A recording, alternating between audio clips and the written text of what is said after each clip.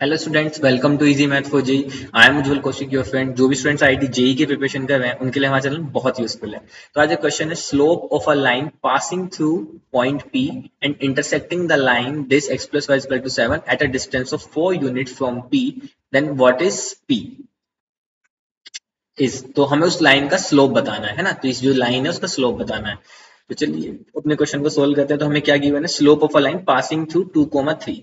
तो ये हमने एक लाइन ली और ये लाइन जो है 2,3 से पास कर रही है and intersecting the line x plus y is equal to 7। तो ये मान लीजिए कोई लाइन है x plus y is equal to 7, ये इसको इंटरसेक्ट कर रही है यहाँ पे। तो ये पॉइंट हमने मान लिया ए पॉइंट पे इंटरसेक्ट कर रही है eight a distance of 4 unit. इसको मान लीजिए ये पॉइंट हमारा बी है और ए बी के बीच की डिस्टेंस कितनी गिवन है, मुझे 4 यूनिट गिवन है। अब ये यहाँ पे मुझे नहीं गिवन है कि परपेंडिकुलर डिस्टेंस है, तो मैं डायरेक्ट परपेंडिकुलर नहीं यूज कर सकता। ऐसा भी हो सकता है कि लाइन जो है कुछ इस तरीके से एक दूसरे को कट कर रही हो, जरूरी नहीं है कि इनके बीच परपेंडिकुलर डिस्टेंस वो परपेंडिकुलर एंगल बन रहा हो। ठीक है, तो ये कंडीशन गिवन है। तो जो ये मेरी लाइन ए बी है, मुझे इसका स्लोप फाइंड करना है। तो मुझे स्लोप फाइंड करना है लाइन ए बी का। देखो कैसे फाइंड करेंगे। अब देखो, ये जो पॉइंट ए है ये इंटरसेक्टिंग पॉइंट है लाइन ए बी का, और इसको मैं यहाँ पे इसको लाइन मान लेता हूँ L1। ठीक है, ये मान ली मैंने L1 और ये मान ली मैंने L2।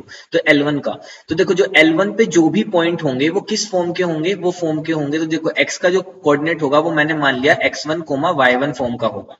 पर क्योंकि ए पॉइंट जो है वो इस पे भी है तो वो इसको सेटिस्फाई करता होगा x plus Y equal to 7 को। इट मीन्स x1 प्लस वाई1 इजल टू 7 होगा। तो यहाँ से y1 की वैल्यू कितनी आ जाएगी, 7 माइनस x1। ठीक है, तो मैं यहां से पॉइंट x1 y1 ना मान के पॉइंट मानता हूं x1 7 माइनस x1।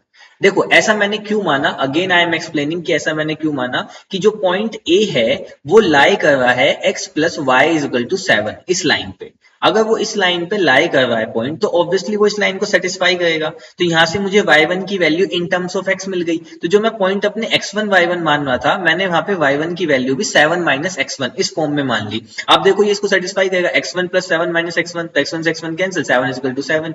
ऐसा मैंने क्यों किया, क्योंकि देखो अब मुझे पता है कि a जो पॉइंट है वो x1 7 माइनस x1 है, b जो है वो 2,3 है। तो मैं डिस्टेंस बिटवीन टू पॉइंट्स लगा सकता हूँ। तो मैं यहां से डिस्टेंस बिटवीन टू पॉइंट, क्योंकि जो मुझे 4 गिवन है, तो यहां से मैं फॉर्मूला लगाता हूं distance between A and B.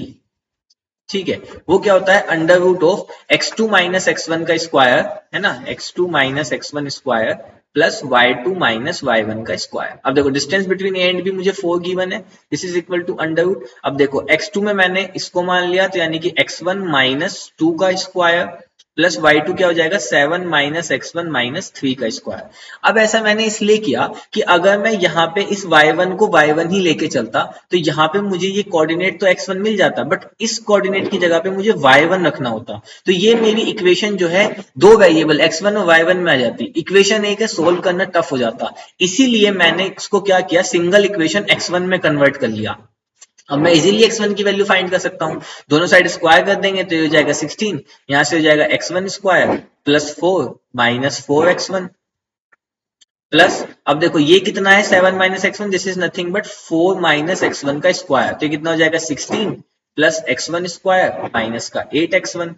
अब देखो इस 16 से तो ये 16 कैंसिल आउट हुआ, तो this is 0 is equal to x1 square यानी कि 2x1 स्क्वायर। फाइन, यहां से कितना है 2x1 स्क्वायर, और ये आया माइनस का 12x1, और ये आया प्लस का 4।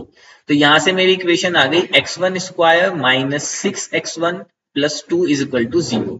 अब मैं with the help of quadratic formula x1 की वैल्यू निकाल सकता हूं, दैट इज माइनस बी यानी कि 6 plus minus under root B square यानी कि 6 का स्क्वायर 36 माइनस 4ac, तो 4 इंटू 2 8 अपॉन 2a।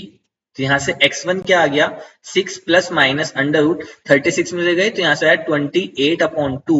अब 28 को मैं क्या लिख सकता हूँ, अंडर रूट ऑफ 4 इंटू 7, तो 4 बाहर आके 2 बन जाएगा, तो वो मैंने कॉमन ले लिया, तो यहाँ से 3 प्लस माइनस यहाँ पे बच गया अंडर रूट 7, और 2 से 2 कैंसिल हो गया।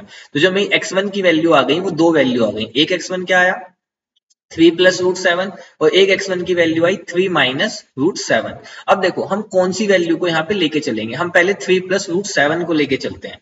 ठीक है, अब अगर देखो x ओ कोई कंडीशन तो मुझे यहाँ पे गिवन नहीं है ना अपने क्वेश्चन में, नहीं, तो मैंने x is equal to 3 plus root 7 ले लिया सबसे पहले।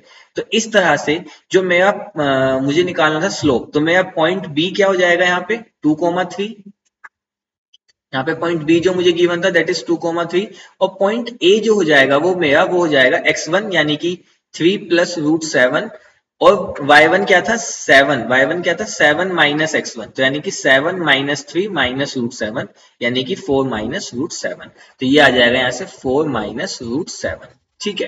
अब हमें पता है कि अगर कोई भी लाइन दो पॉइंट x1 कोमा y1 और x2 कोमा y2 से जाती है अगर ये लाइन ए बी है तो इस लाइन का स्लोप क्या होता है that is nothing but y2 minus y1 upon x2 minus x1 बस यही फॉर्मूला हम यहाँ पे यूज करेंगे तो यहाँ से स्लोप ऑफ जो मेरी लाइन है ए बी या मैंने जो लाइन इसको L2 माना था ना शायद इक्वेशन में हाँ तो जो slope of equation line L2 है वो क्या हो जाएगा this is equal to y2 minus y1 means 4 minus root 7 minus 3 upon 3 plus root 7 minus 2 तो यहां से आएगा 4 minus 3 यानी कि 1 minus root 7 upon 1 plus root 7 तो 1 minus root 7 upon 1 plus root 7 option 2 is our right answer so I hope you are able to understand the video. अब हमें जरूरत नहीं है इसके लिए सोल्व करने की, अगर हमें इससे ही आंसर मिल गया, अगर नहीं मिलता तो फिर हम x1 की इस वैल्यू के साथ आगे प्रोसीड करते। So I hope you are able to understand the video. If you have any doubt you can ask to me in to the comment box. Thank you very much. Please subscribe the channel. Be happy.